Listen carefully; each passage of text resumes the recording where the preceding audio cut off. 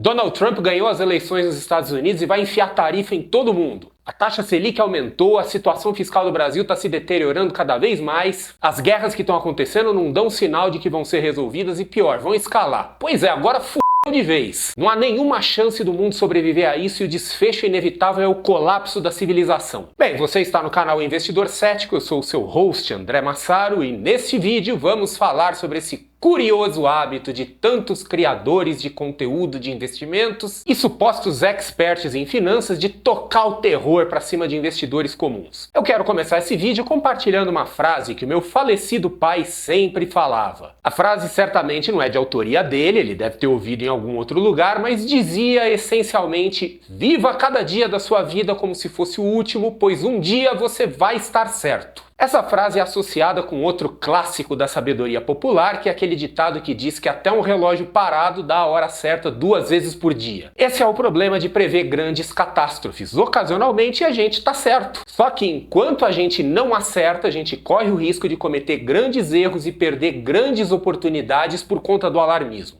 Tem um filme dos anos 90 que reflete mais ou menos a mensagem que eu pretendo passar aqui nesse vídeo. É uma comédia romântica dos anos 90, um filme bonitinho chamado De Volta para o Presente. Nesse filme, um casal dos anos 60, em que a mulher estava grávida, se escondeu em um bunker nuclear achando que a Terceira Guerra Mundial tinha começado e ficou lá por 35 anos. Só que não tinha acontecido guerra nenhuma, na verdade um avião caiu em cima da casa deles e eles acharam que era um ataque nuclear. O bebê nasceu e foi criado no bunker e 35 anos depois eles voltam para a superfície e o filme mostra as trapalhadas do bebê já adulto, interpretado pelo Brendan Fraser, para se adaptar ao mundo moderno. Ou seja, a família ficou ali enterrada debaixo da terra, se cagando de medo por 35 anos, enquanto o mundo seguia o seu rumo normal. Aqui no Brasil, podemos dizer que já temos uma indústria do terrorismo financeiro a caminho da consolidação. Já tem alguns influenciadores e até mesmo alguns prestadores de serviços financeiros semeando medo e tentando lucrar com isso. E como em quase tudo no Brasil, isso não nasceu aqui, foi copiado de outros lugares, principalmente dos Estados Unidos. Eu vou te contar algo sobre os Estados Unidos que talvez você não saiba. Se você não sabia do que eu vou contar, conta aí nos comentários o que você acha. Aliás, aproveita e já se inscreve aqui no canal para garantir a sua dose periódica de ceticismo. O terrorismo financeiro nos Estados Unidos é muito antigo, vem de uma época anterior ao advento da internet, quando os investidores se informavam por revistas, jornais, programas de TV e por newsletter que até então as pessoas assinavam e recebiam pelo correio, por carta mesmo. E esse pessoal tá na ativa até hoje, fazendo as mesmas chamadas que fazia nos anos 80, de o dólar vai colapsar, a economia vai entrar num novo período de depressão, fujam para as colinas porque as cidades vão virar um apocalipse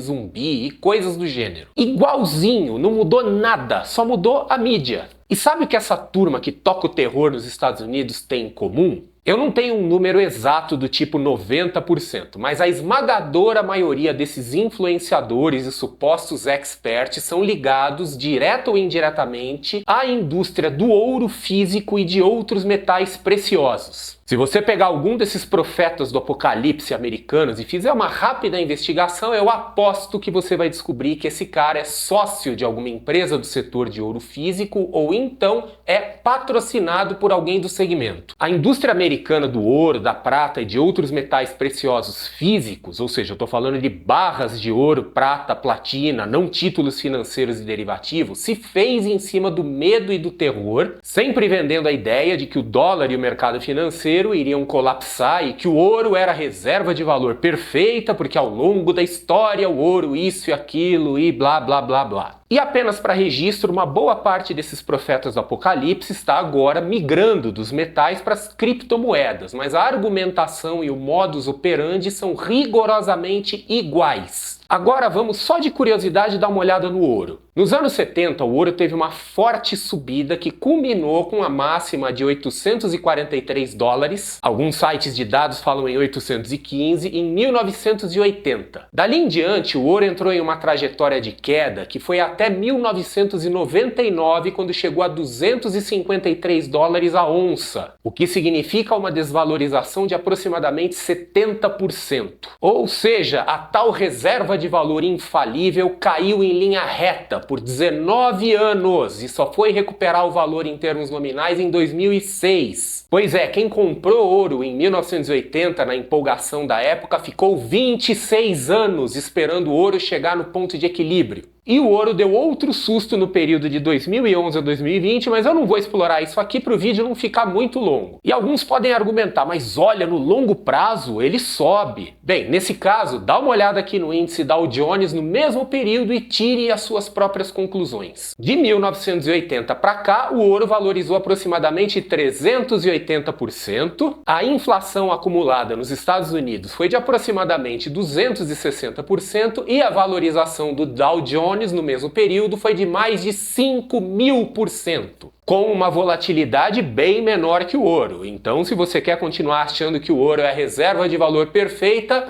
boa sorte, seja feliz! E eu espero que quem tem optado por ir para o bunker nuclear lá nos anos 80, ainda que um bunker nuclear metafórico, esteja feliz com a sua escolha. A perspectiva cética nos investimentos sugere que a gente deve investir de forma diversificada, tanto em classes de ativos quanto mercado, seguindo uma estratégia de alocação e seleção que seja estável e persistente ao longo dos anos e que seja pouco reativa, no sentido de fazer poucos movimentos reagindo a notícias e eventos. É importante reagir a notícias e eventos? Sim, é importante. Mas o ideal é que você reaja de forma tática e não mudando completamente de estratégia. Então, se os juros sobem, é interessante você colocar mais foco em investimentos de renda fixa, especialmente para os seus aportes seguintes. Mas não é muito prudente você migrar em massa para a renda fixa com tudo aquilo que você já tem. O mesmo pode-se dizer sobre investir no exterior. É importante diversificar internacionalmente, independentemente de grandes eventos do mundo. É sensato e desejável até ter uma estratégia estável de diversificação internacional aplicada ao longo do tempo. Agora, sair dolarizando seu patrimônio na loucura, reativamente, em pânico, só porque um monte de youtubers estão fazendo caras e bocas, pode fazer com que você acabe caindo naquele clássico erro de comprar na alta e vender na baixa.